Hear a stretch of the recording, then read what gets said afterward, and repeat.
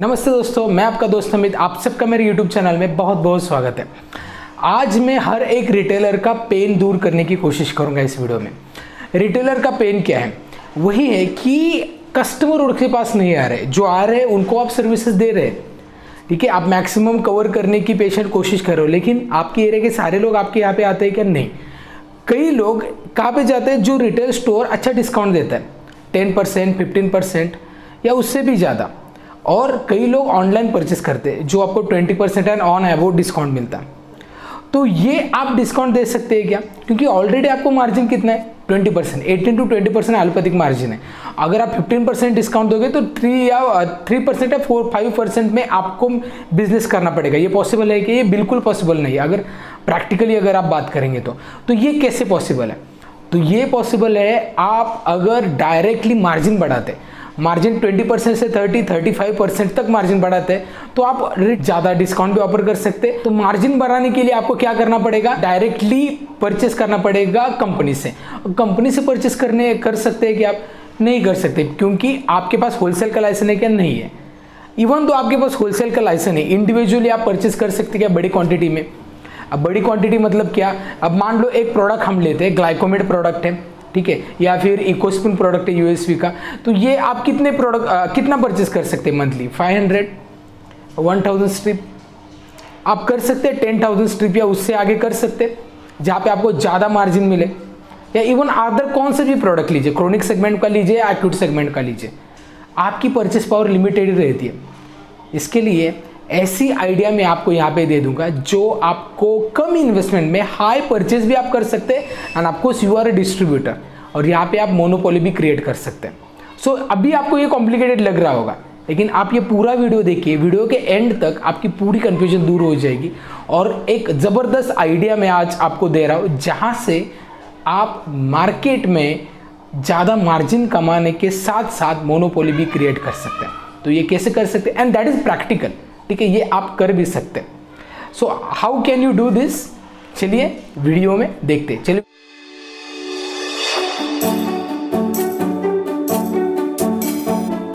तो आज जो मैं प्लेटफॉर्म आपको बताने जा रहा हूं वो है कि आपको होलसेल बिजनेस स्टार्ट करना चाहिए। अब आप अकेले नहीं करेंगे, आपको कुल मिला के नियर बाय रिटेलर पकड़ने होंगे। 10 रिटेलर, एटलीस्ट 10 रिटेलर को लेके आपको होलसेल का बिजनेस करना है। मतलब क्या करना है आपको? आप अकेले इन्वेस्ट नहीं करोगे। मान लो 1 लाख की इन्वेस्टमेंट है, तो 10 लोग लेके इन्वेस्ट करेंगे 1 लाख, तो ये क्या होगा? 10 लाख की इन्वेस्टमेंट होगी। और 10 लाख इन्वेस्टमेंट में के साथ आप क्या कर सकते हैं? होलसेल स्टार्ट कर सकते हैं। 10 लाख आपके पास जब आते हैं ना, तब आप जो प्रोडक्ट आपके 10 लोगों के मेडिकल स्टोर में चल रहे हैं वो आप मंगा सकते हैं।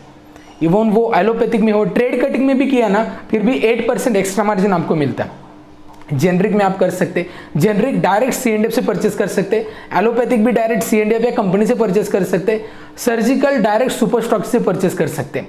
यहाँ पे क्या होगा? आप डायरेक्टली ऑनलाइन को भी कॉम्पीट कर सकते हो, और जो लोग एक्स्ट्रा डिस्काउंट दे रहे हैं उनको भी कॉम्पीट कर सकते हैं। कि ये कम इन्वेस्टमेंट में है, क्योंकि आप 1 लाख ही इन्वेस्ट कर रहे हैं, लेकिन बिजनेस 10 लाख का हो रहा है।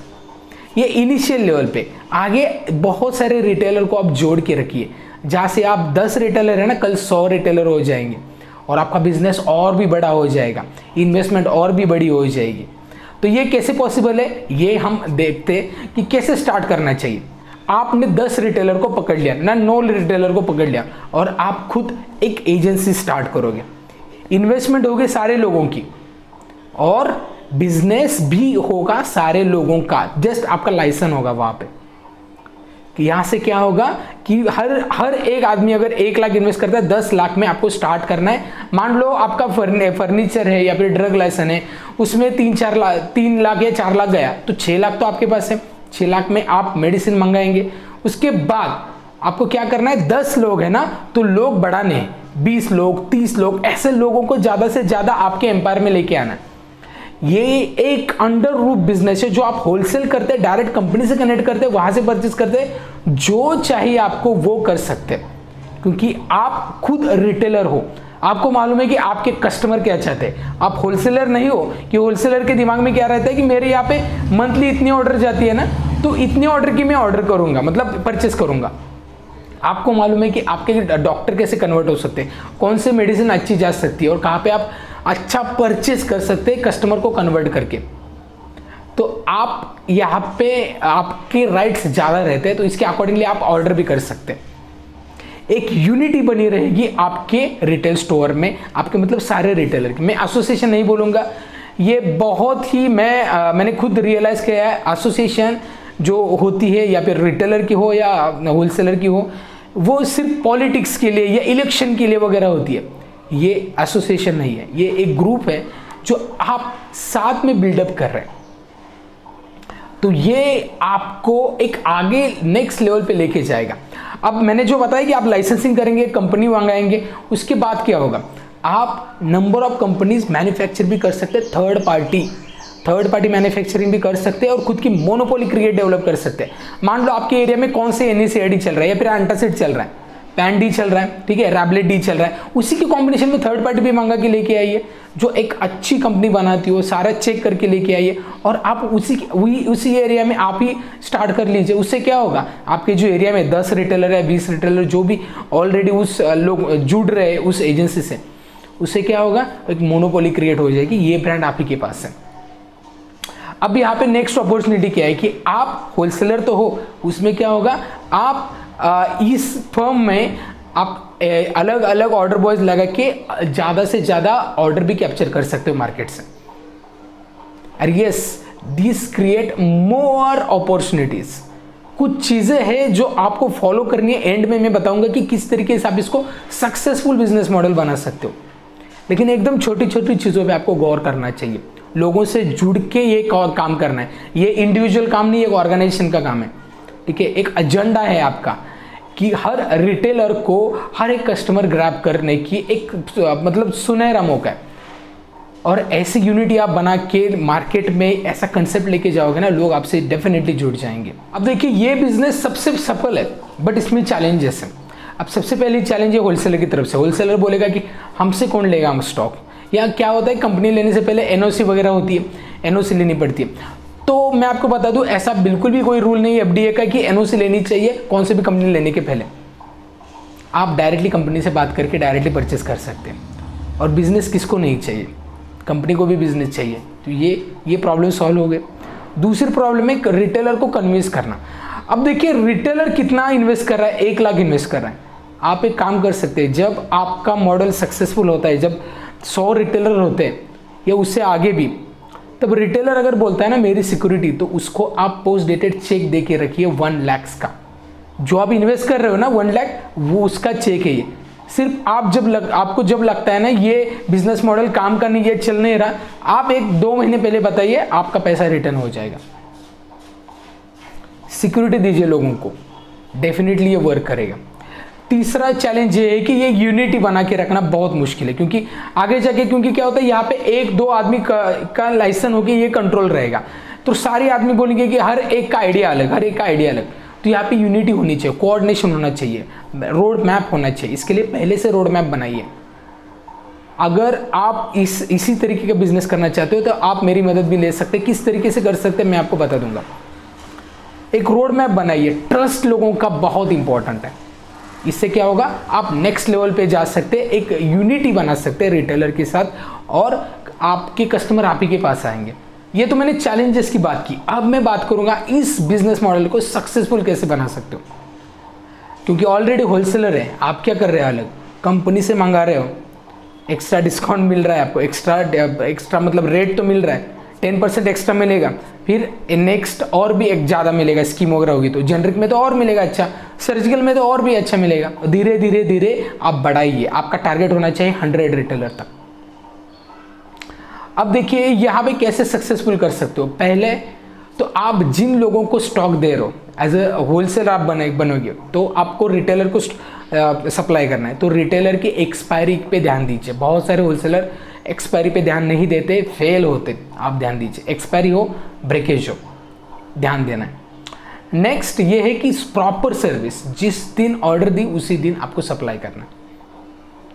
नेक्स्ट बेस्ट रेट जो है वो परफेक्ट रेट देना चाहिए आपको, फ्लक्चुएट नहीं होना चाहिए। इवन जेनरिक में भी फ्लक्चुएट बिल्कुल नहीं होना चाहिए, क्योंकि आप रिटेलर को मदद कर रहे हैं यहाँ पे। ये बिजनेस मॉडल अलग है, होलसेलर नहीं है आप होलसेलर हो बट रिटेलर के लिए काम कर रहे हो। रिटेलर आपका कस्टमर नहीं है, ये आपसे जुड़ने का मतलब एक ऑर्गेनाइजेशन है, एक मिशन के साथ जा रहे हो आप। इसके लिए रेट परफेक्ट होने चाहिए, लोग आप ही के पास आएंगे क्योंकि आपका रेट नहीं चेंज होता। इवन आप कैश डिस्काउंट भी चेंज मत कीजिए, केस टू केस डिफर मत कीजिए, एक ही है तो एक ही रखिए। क्रेडिट देना है तो कुछ कंडीशन रखिए।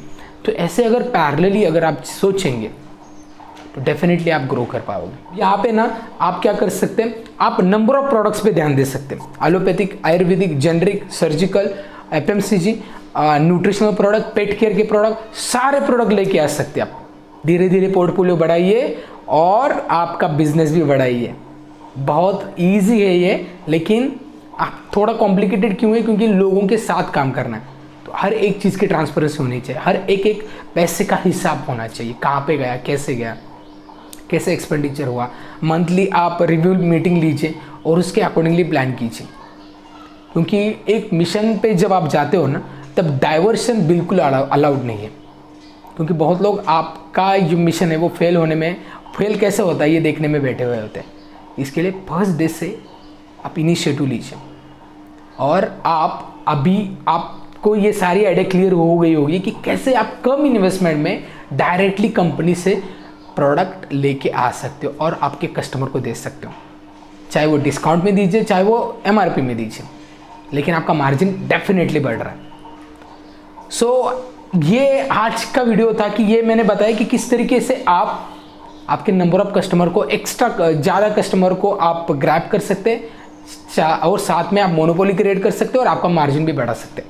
ऐसे ही बहुत सारे आइडियाज़ हम कवर करते हैं workshop on retail pharmacy business management, जो 11 दिसंबर से स्टार्ट होने जा रहा है, जहाँ पे मैं आपको स्क्रैच से बताता हूँ रिटेल फार्मेसी कैसे स्टार्ट करनी है, डॉक्यूमेंटेशन क्या लगते हैं, लोकेशन कौन सा अच्छा होगा, डॉक्टर से कन्वर्जन कैसे रहेगा, बेस्ट डिस्ट्रीब्यूटर कौन सा है, आप रेट कहाँ से अच्छे से ले सकते हैं, ऑनलाइन फार्मेसी अगर हो तो वो कैसे बना सकते हैं आप खुद की online pharmacy, multiple business opportunities है, विदाउट ड्रग लाइसेंस भी कर सकते हैं, विद ड्रग लाइसेंस भी है, तो ये आपको बताऊँगा। और साथ में सबसे इंपॉर्टेंट मेडिसिन की लिस्ट मैं आपको दे दूंगा जो नए मेडिकल स्टोर स्टार्ट करने के पहले आपको चाहिए। सो ये सारी इंफॉर्मेशन आपको मिलती है। वर्कशॉप अटेंड करने के लिए नीचे डिस्क्रिप्शन में मैंने पूरे डिटेल्स दे दी है, आप यहाँ पे जाइए और हमारा ईमेल आईडी वहाँ पे भी मेल कर सकते हैं, या फिर बहुत सारे सोशल मीडिया पे हमारे अकाउंट्स भी है, वहाँ पे भी आप पूछ सकते हैं। सो आई होप ये आइडिया आपको बहुत ही इंपॉर्टेंट लगी होगी। वीडियो कैसा लगता है ये मुझे बताइए, आइडिया कैसा लगता है ये मुझे बताइए। वीडियो अच्छा लगता है तो वीडियो को लाइक कीजिए, चैनल को सब्सक्राइब करना बिल्कुल मत भूलिए और ढेर सारे लोगों तक ये वीडियो शेयर कीजिए। तो इस वीडियो में इतना ही, मिलते हैं नेक्स्ट वीडियो में, तब तक बी हेल्दी बी हैप्पी।